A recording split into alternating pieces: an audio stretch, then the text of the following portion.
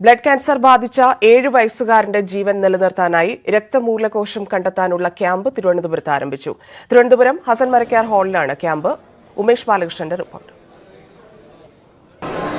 തിരുവനന്തപുരം ഹസൻ മരക്കാർ ഹാളിൽ ഇപ്പോൾ ക്യാമ്പ് പുരോഗമിക്കുകയാണ്. ശ്രീനന്ദൻ്റെ ജീവൻ നിലനിർത്താൻ ഇനി ഈ ഒരൊറ്റ മാർഗ്ഗമേ ഉള്ളൂ. അതായത് മൂലരക്തകോശം ശ്രീനന്ദൻ്റെ മൂലരക്തകോശവുമായി ജനിതകമായി ശരിയായി വരുന്ന അല്ലെങ്കിൽ മാച്ച് ചെയ്യുന്ന മൂലരക്തകോശം കണ്ടെത്തുക എന്നുള്ളതാണ്. അതിനുവേണ്ടിയാണ് ഇത്തരത്തിൽ വലിയൊരു ക്യാമ്പ് നടത്തുന്നത്.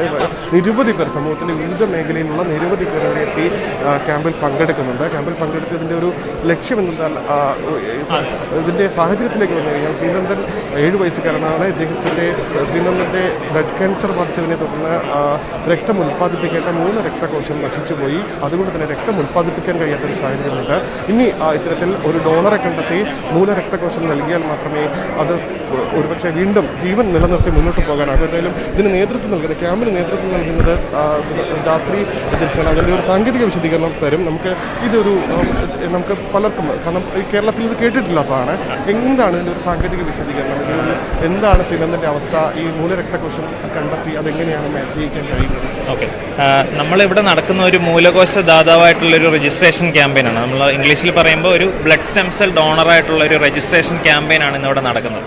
അപ്പം നമ്മൾ ബ്ലഡ് ദാനം എല്ലാവരും കേട്ടിട്ടുണ്ട്. അപ്പം നമ്മൾ ബ്ലഡ് ദാനം ചെയ്യുമ്പോൾ ഒരു ബ്ലഡ് ഗ്രൂപ്പ് മാച്ചും നോക്കിയിട്ടാണ് നമ്മളൊരാൾക്ക് ബ്ലഡ് എത്തിക്കുക. അപ്പം ഈ ബ്ലഡ് ക്യാൻസർ പോലെ മാരകമായിട്ട് ബ്ലഡിലുണ്ടാകുന്ന അസുഖങ്ങൾക്ക് ചില കേസുകളിൽ ഡോക്ടർമാർ പറയുന്ന ഒരു അവസാനത്തെ പ്രതിവിധിയാണ് ഒരു ബ്ലഡ് സ്റ്റെം സെൽ ട്രാൻസ്പ്ലാന്റ് എന്ന് പറയുന്ന ഒരു ചികിത്സ. അപ്പോൾ ഈ ഒരു ബ്ലഡ് സ്റ്റെം സെൽ ട്രാൻസ്പ്ലാന്റിന് നമുക്കൊരു സെൽ ലെവൽ മാച്ച് ഉണ്ടെങ്കിൽ മാത്രമാണ് ഒരാൾക്ക് വേറൊരു ദാതാവിന് ഇത് ദാനം ചെയ്യാൻ പറ്റുക. അപ്പോൾ ഈ സ്റ്റെം സെൽസ് അഥവാ മൂലകോശങ്ങൾ എന്ന് പറയുന്നത് നമ്മുടെ ബ്ലഡിൻ്റെ പ്രിലിമിനറി സെൽസ് അല്ലെങ്കിൽ ഒരു പേരൻ്റ് കോശങ്ങളാണ്. ബ്ലഡ് തന്നെയാണ്, അതിൻ്റെ ഒരു ഇനീഷ്യൽ ഫോമാണ്. അത് മജ്ജയ്ക്കകത്താണ് കാണപ്പെടുന്നത്. അപ്പോൾ പണ്ട് നമ്മൾ ദാനം ചെയ്യണം, മജ്ജ ദാനമൊക്കെ ചെയ്യണമായിരുന്നു. ഇപ്പോൾ അത് വളരെ സിമ്പിളായിട്ട് നമ്മൾ പ്ലേറ്റ്ലെറ്റ് ദാനം ചെയ്യുന്ന പോലെ തന്നെ നമുക്ക് ബ്ലഡിൽ കൂടെ തന്നെ ഈ കോശങ്ങൾ ദാനം ചെയ്യാം. അതിനൊരു കോശങ്ങളുടെ ലെവലൊരു മാച്ചാണ് ആവശ്യം. അപ്പം ഈ ശ്രീനന്ദനെ പോലെ ഒരുപാട് കുഞ്ഞുങ്ങൾ ഈ ഒരു മാച്ചിന് വേണ്ടിയിട്ട് നോക്കുന്ന ആളുകളുണ്ട്, ഈ ഒരു ട്രീറ്റ്മെൻറ്റിന് വേണ്ടിയിട്ട്. അപ്പോൾ ഇവർക്കൊക്കെ ആവശ്യം ഒരു മാച്ചാണ്. അപ്പോൾ ആദ്യം നമ്മൾ മാച്ച് നോക്കുന്നത് നമ്മുടെ കുടുംബത്തിലായിരിക്കും. അപ്പോൾ കുടുംബത്തിൽ നിന്നൊരു മാച്ച് കിട്ടാനുള്ള സാധ്യത 30%.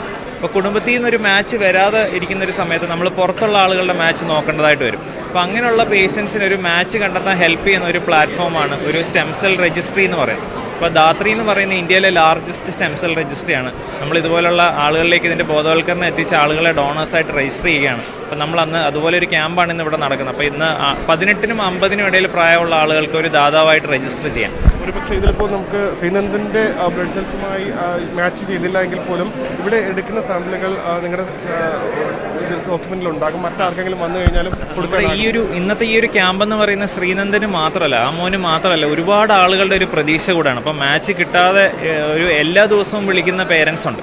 മാച്ച് പുതിയ എന്തെങ്കിലും സാമ്പിളിൽ നിന്ന് മാച്ച് വന്നിട്ടുണ്ടോ, അവരുടെ കുഞ്ഞിനൊരു ട്രീറ്റ്മെൻറ്റിന് വേണ്ടിയിട്ട് വെയിറ്റ് ചെയ്യുന്ന ആളുകളാണ്. അപ്പോൾ അങ്ങനെ ഒരുപാട് ആളുകളുടെ ഒരു പ്രതീക്ഷയാണ് ഈ ഒരു ക്യാമ്പ് എന്നുള്ളത്. അപ്പോൾ നമ്മൾ ഇന്ന് ഇവിടെ എടുക്കുന്ന ഈ സാമ്പിൾ നമ്മൾ ടെസ്റ്റ് ചെയ്ത് നമ്മൾ നമ്മുടെ രജിസ്ട്രിയിൽ കീപ്പ് ചെയ്യുന്നു.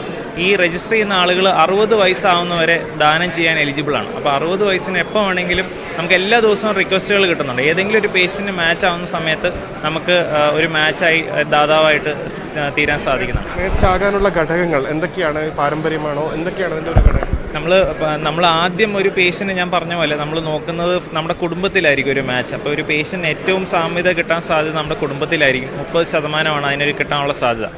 ഫാമിലിയിൽ കിട്ടാതെ വരുമ്പോഴാണ് നമ്മൾ പുറത്തുള്ള ആളുകൾ നോക്കും. അപ്പോൾ പുറത്തുനിന്നൊരു മാച്ച് കിട്ടാന്ന് പറയുന്നത് 10,000-1 മുതൽ 1,000,000 വരെയാണ് അങ്ങനെ ഒരു മാച്ച് കിട്ടാനുള്ള സാധ്യത.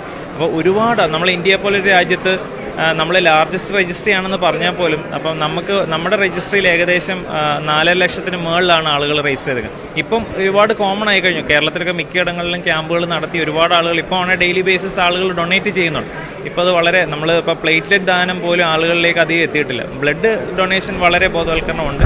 ഇതും ആളുകളിലേക്ക് ഒരുപാട് എത്താനുണ്ട്. ഒരുപാട് ആളുകൾ മുന്നോട്ട് വന്നാലേ ഈ കുഞ്ഞുങ്ങൾക്കൊക്കെ ഒരു ഹോപ്പ് കിട്ടുള്ളൂ. എന്തായാലും പ്രതീക്ഷയോടുകൂടി ക്യാമ്പ് പുരോഗമിക്കുകയാണ്. ശ്രീനന്ദൻ്റെ മാതാപിതാക്കളെല്ലാവരും ഇവിടെ തന്നെയുണ്ട്. എന്തായാലും കുടുംബത്തിൽ ഒരു ക്യാമ്പ് നടത്തി കുടുംബത്തിൽ ക്യാമ്പ് നടത്തിയ ശേഷം കണ്ടെത്താൻ കഴിഞ്ഞില്ല. അതിനുശേഷം ശ്രീനന്ദൻ്റെ പിതാവ് അഞ്ചൽ സ്വദേശിയാണ്. അഞ്ചലിൽ സമാനമായ ഒരു ക്യാമ്പ് നടത്തി, അപ്പോഴും കണ്ടെത്താൻ കഴിഞ്ഞില്ല. അതിനുശേഷമാണ് തിരുവനന്തപുരത്തേക്ക് ഇത്തരമൊരു നിരവധി പേരെ പങ്കെടുപ്പിച്ചുകൊണ്ട് നിരവധി പേരുടെ സാമ്പിളുകൾ ശേഖരിച്ചുകൊണ്ടുള്ള ഒരു ക്യാമ്പ് പുരോഗമിക്കുന്നത്. സാമ്പിൾ ശേഖരിക്കുന്നത് സ്വയം തന്നെ ആദ്യം ഒരു ഓറിയന്റേഷൻ ക്ലാസ് കഴിഞ്ഞ ശേഷം സ്വന്തം നിലയിൽ തന്നെ ഉമിനീരിൻ്റെ സാമ്പിൾ ഇവിടെ നൽകിയാൽ മതി. ഇതിന് 45 ദിവസം കൊണ്ട് ഇതിൻ്റെ റിസൾട്ട് ലഭിക്കും. 45 ദിവസമാണ് ഇതിൻ്റെ ഒരു സമയപരിധി. അത് കഴിയുമ്പോൾ ഈ ശ്രീനന്ദൻ്റെ രക്തമൂലകോശവുമായി യോജിക്കുന്നുണ്ടോ എന്ന് കണ്ടെത്താനാകും. എന്തായാലും പ്രതീക്ഷയോടെയാണ് കുടുംബമുള്ളത്. ശ്രീനന്ദൻ്റെ കാര്യത്തിൽ മാത്രമല്ല, സമാനമായ അസുഖമുള്ള നിരവധി കുടുംബങ്ങൾ പ്രതീക്ഷയോടെ കാത്തിരിക്കുകയാണ്. ഓരോ ക്യാമ്പും പ്രതീക്ഷയോടെ കാത്തിരിക്കുകയാണ്.